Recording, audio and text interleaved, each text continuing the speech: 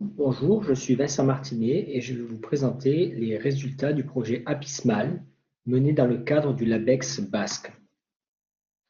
Le projet APISMAL visait à étudier la manière dont les solutions agroécologiques peuvent être mobilisées pour définir des paysages agricoles multifonctionnels durables et comment des politiques publiques peuvent accompagner cette transition. Il a été conçu avec Muriel Tichit et a impliqué plusieurs équipes du LABEX ainsi que 2 partenaires non académiques. Dans cette présentation, je vais vous présenter notre sujet de recherche, expliquer pourquoi ce sujet est pertinent pour la science et la société, présenter nos contributions ainsi que nos méthodes de travail et donner quelques exemples de résultats et leurs implications. Le projet APISMAL s'intéresse à la durabilité de la production agricole.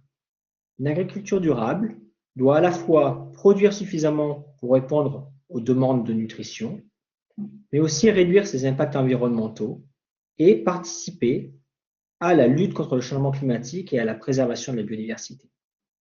Tous ces enjeux peuvent être en conflit et il peut y avoir des arbitrages entre la réponse à ces différents enjeux.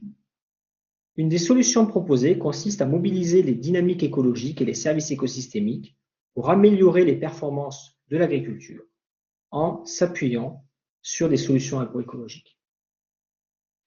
L'objectif du projet APISMAL était d'examiner comment l'agroécologie peut permettre de réconcilier les performances économiques, écologiques et environnementales dans les paysages agricoles. Nous souhaitions déterminer des agencements d'usage des sols et de pratiques qui permettent de fournir des solutions agroécologiques à l'ensemble de ces enjeux. Pour cela, nous voulions identifier les potentielles incompatibilités entre différentes solutions à différentes échelles, afin de mettre en évidence les synergies et les antagonismes qu'il peut y avoir entre services écosystémiques. Enfin, nous voulions examiner comment concevoir des outils de politique publique pour mettre en place des paysages agricoles multifonctionnels durables. Nous avons donc adressé 3 types de questions. Tout d'abord, quels sont les usages des sols et les pratiques agricoles qui affectent la production agricole, la biodiversité et les services écosystémiques? Quels sont les agencements spatiaux dans les pratiques agricoles qui permettent de réconcilier production, biodiversité et services écosystémiques? Et enfin, comment les instruments de type instruments de marché ou politiques incitatives peuvent être combinés pour atteindre des stratégies durables pour l'agriculture? Ce sujet est important car la plupart des solutions agroécologiques qui sont étudiées dans la littérature se focalisent sur la réponse à un enjeu et visent à définir le meilleur agencement spatial entre différents éléments des habitats des différentes espèces pour répondre à un enjeu particulier. Cependant, les effets sur d'autres enjeux sont rarement étudiés et, d'autre part, il peut y avoir des incohérences entre les solutions proposées pour répondre à différents enjeux.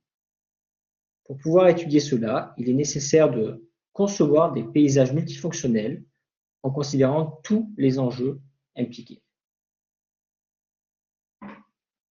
Le projet a tenté d'aborder cette question par une approche interdisciplinaire en considérant différentes échelles et en impliquant la décision publique.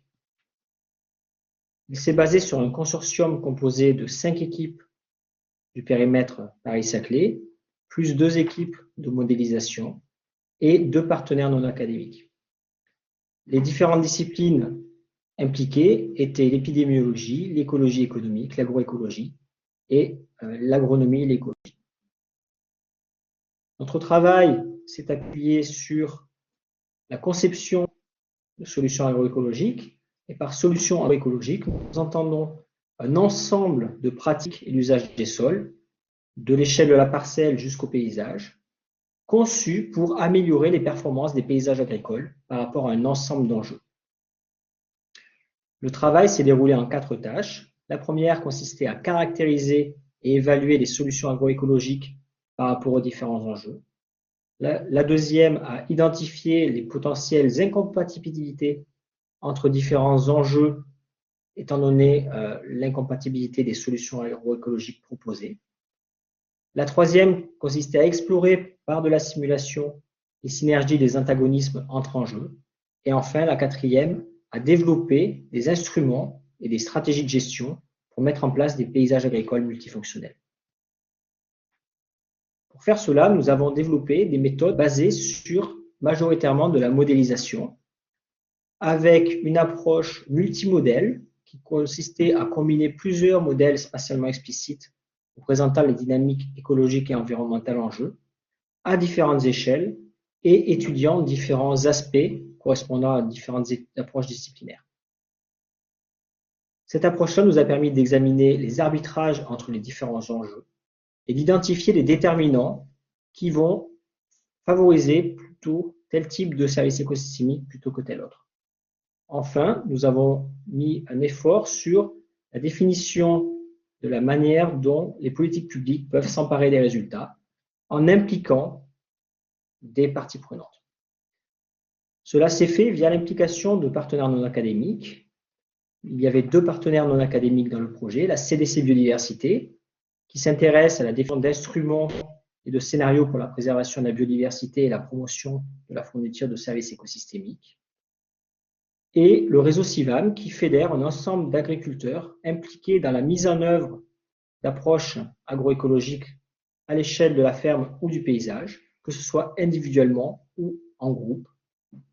Et ces 2 acteurs du projet ont été impliqués à la fois dans la conduite de la recherche, par exemple par le co-encadrement de stages ou la conception de questions de recherche, mais aussi par la mise en place d'un groupe de dialogue entre porteurs d'enjeux et scientifiques, dans lequel nous avons pu examiner la faisabilité et l'acceptabilité des différentes solutions agroécologiques proposées dans les travaux académiques.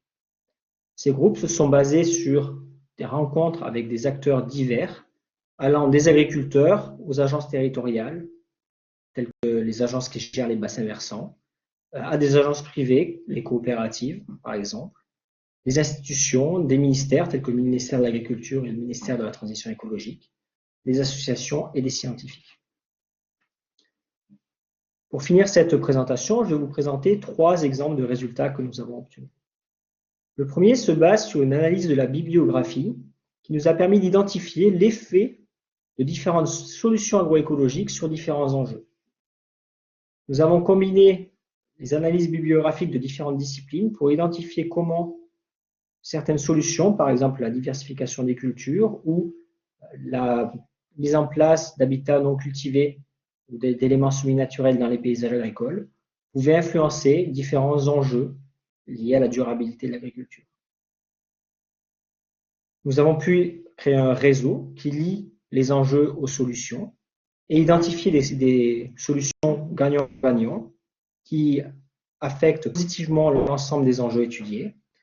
D'autres solutions qui sont à manipuler avec prudence, dans le sens où elles sont majoritairement bénéfiques, mais peuvent induire, dans certaines circonstances, des effets négatifs sur certains enjeux.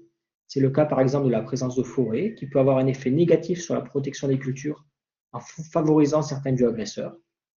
Et enfin, des solutions un peu plus controversées, qui peuvent avoir des effets négatifs sur certains enjeux. C'est le cas, par exemple, de la réduction du travail du sol, qui, lorsque il est associé avec le non-enfouissement des résidus de biomasse, peut entraîner une source d'inoculum pour les maladies des cultures, ou lorsqu'il est associé à l'absence complète de travail du sol, peut être combiné avec un usage d'herbicides et induire des pollutions. Le deuxième exemple que je prends pour illustrer nos travaux est celui du développement d'une approche de modélisation basée sur le couplage de plusieurs modèles représentant le rôle des habitats semi-naturels sur la performance des paysages agricoles à différentes échelles, allant de l'échelle nationale jusqu'à l'échelle du paysage en passant par l'échelle régionale. Ces 3 modèles nous permettent d'examiner comment ces différents services écosystémiques interagissent à différentes échelles. Nous avons considéré majoritairement le service de production agricole, de contrôle biologique et de séquestration du carbone, et puis identifier les arbitrages à différentes échelles. Le dernier exemple porte sur la caractérisation des instruments de politique publique qui pourraient être utilisés pour favoriser des paysages agricoles multifonctionnels. Nous avons mis en évidence que, selon l'enjeu écologique visé, les caractéristiques des instruments à mettre en œuvre n'étaient pas les mêmes. Et nous avons pu proposer une typologie basée sur la réponse à 3 questions qui visent à caractériser les enjeux de conservation. Ces 3 questions sont qui, quand et où. Le qui définit quels sont les acteurs à impliquer dans la transition. Le quand définit le timing des actions à mettre en œuvre, des résultats de ces actions et des paiements associés. Et le où caractérise l'échelle géographique à laquelle il faut mettre la solution en place pour qu'elle ait un effet environnemental.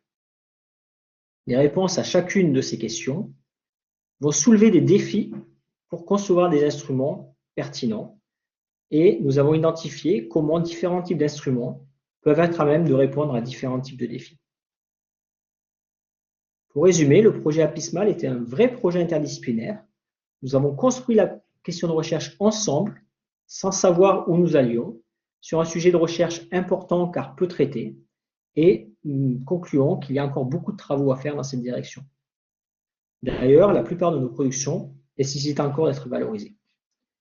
Je vous remercie pour votre attention.